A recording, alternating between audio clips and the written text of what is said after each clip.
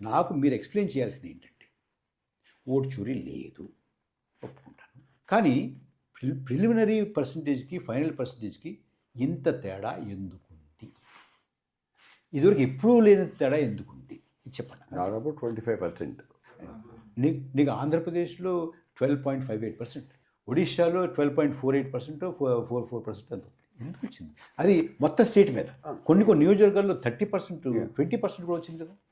ఆంధ్రప్రదేశ్లో కానీ బేసిక్గా 6 గంటలకు పోలింగ్ అయిపోవాలని అనుకుంటే 6 గంటల తర్వాత ఎక్స్టెండ్ చేసి క్యూలో ఉన్న వాళ్ళకి చోటు కల్పించి వాళ్ళకి ఓటు అవకాశం కల్పించడంలో తప్పేమీ లేదు.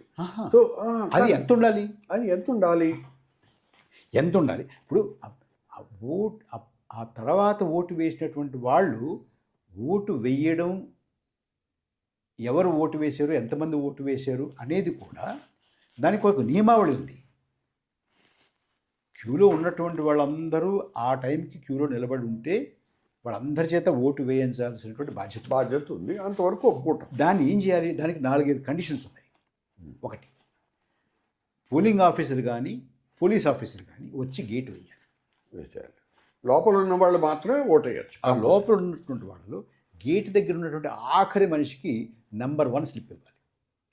అదేంటి అంటే ఆ తర్వాత ఎవడు రాకుండా నెంబర్ 1 అక్కడ last slip, number slip polling station దగ్గర ఉన్నటువంటి వాడికి ఇవ్వాలి. 3, పోలింగ్ ఆఫీసర్ డైరీలో 6 గంటల వరకు జరిగిన పోలింగ్ అయినా కూడా ఇంకా ఇంతమంది ఉన్నారు బయట, వాళ్ళందరికీ ఇన్ని స్లిప్పులు పంచిపెట్టామని డైరీలో నోట్ చేయాలి. 4, వీళ్ళందరూ వచ్చి ఓటు వేస్తుంటే వాళ్ళ దగ్గర స్లిప్పులు తీసుకుని భద్రపరచాలి. 5, క్యూలో ఉన్నటువంటి వాళ్ళందరినీ వాళ్ళ ముఖాలు గుర్తుపట్టేలాగా వీడియో తీయాలి. ఈ 4-5 కండిషన్స్ ఫుల్ఫిల్ చేసి ఎంతమంది ఉంటే అంతమందితోటి ఎంత సమయం పడితే అంత సమయం ఓటు వేయించాలి. అప్పుడు మనకి ఫైనల్ ఫిగర్ వస్తుంది. అయితే ఇన్నాళ్ళుగా అదే ప్రాక్టీస్ జరుగుతుంది. ఎప్పుడూ కూడా 0.5% దాటి వ్యత్యాసం లేదు. ఇవాళ ఎందుకు వ్యత్యాసం వచ్చింది, ఎక్కువ ఎందుకు వచ్చింది చెప్పండి. అంతే. నాకు ప్రజానీకానికి మాలాంటి వాళ్ళకి తృప్తికరమైనటువంటి జవాబు ఒకటి ఇవ్వండి, ఈ కారణాల వల్ల వచ్చింది అని. ఓకే. మరొకటి, హర్యానా ఎన్నికల్లో కూడా ఇలాంటి అవకతవకలు జరిగితే ప్రాచా అని ఒక ఆయన పంజాబ్ హర్యానా హైకోర్టుకి వెళ్ళి వీళ్ళు ఇంతమంది టైం అయిపోయిన తర్వాత కూడా ఓటు వేయించామని అంటున్నారు. అయితే ఆ ఓటు వేయిస్తే గనక ఈ కండిషన్స్ ప్రకారం వేయించాలి. ఆ స్లిప్పులు, polling presiding officer diary, video, తర్వాత ఎవరు గేట్ వేశారు, ఇవన్నీ మాకు ఒకసారి చూపించండి అన్నారు. హర్యానా హైకోర్టు, పంజాబ్ హర్యానా హైకోర్టు చూపించండి అంతే. 2 రోజుల్లో సతీష్ ఆఘ మేఘాల మీద ఆ conduct of election rules 93 clause 2(1) ఉంది ఒకటి. దీన్ని ఈ డేటాని ఎవ్వరికి ఇవ్వకూడదు అని రిస్ట్రిక్ట్ చేస్తూ కేంద్ర ప్రభుత్వం ఒక గెజెట్ నోటిఫికేషన్ జారీ చేసింది. ఎందుకు? తీర్పు వచ్చిన వెంటనే ఇవ్వమనంటే ఇవ్వకుండా వీళ్ళు దాన్ని రిస్ట్రిక్ట్ చేశారు. ఎందుకు చేయాల్సి వచ్చింది? Why don't you give that? ఇది 2 ప్రశ్న.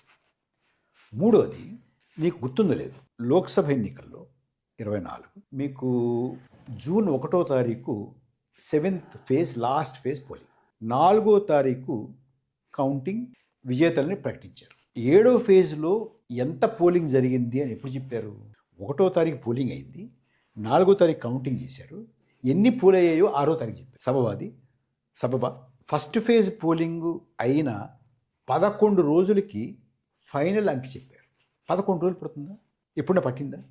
అందులో ఈ డిజిటల్ యుగంలో ఓకే. వాళ్ళు ఏమంటారు, అంత సమాచారం రావాలండి అంటారు. సమాచారం ఎక్కడి నుంచి రావాలి? యాప్ ఉంది, నెట్ ఉంది, మనకి బ్రహ్మాండమైన కనెక్టివిటీ ఉంది. కనెక్టివిటీ లేని రోజుల్లోనే ఆవేళ ఆ మరుసటి రోజు చేసేసారు కదా. ఇవాళ 11 రోజులు ఎందుకు పడుతుంది? సరేనండి, కొన్ని చోట్ల నెట్ కూడా సరిగ్గా పనిచేయట్లేదు అనుకుందాం. ఇది మనం విశ్వగురు అయినా కూడా పనిచేయట్లేదు అనుకుందాం. కాసేపు అనుకుందాం. చండీగఢ్ ఉంది సతీష్. చండీగఢ్ 15 కిలోమీటర్ల విస్తీర్ణం, 600 చిల్లర బూతులు, 4.5 లక్షల ఓటర్లు. 15 చదరపు కిలోమీటర్ల విస్తీర్ణం, సుమారు 640 ఎన్నో బూతులు, 4.5 లక్షల ఓటర్లు. అండ్ చండీగఢ్లో net connectivity the best in India. చండీగఢ్లో ఫైనల్ ఫిగర్ ఆఫ్ పోలింగ్ చెప్పడానికి మీకు 5 రోజులు ఎందుకు పట్టింది? అంతే. ఇది ఒకటే, ఇది చెప్పండి సరిపోతుంది. కేవలం ఓట్ చోరీ లేదు అనుకుందాం. Why don't you tell us this? What are you hiding? ఏవి దాస్తున్నావు? ఎందుకు దాస్తున్నావు?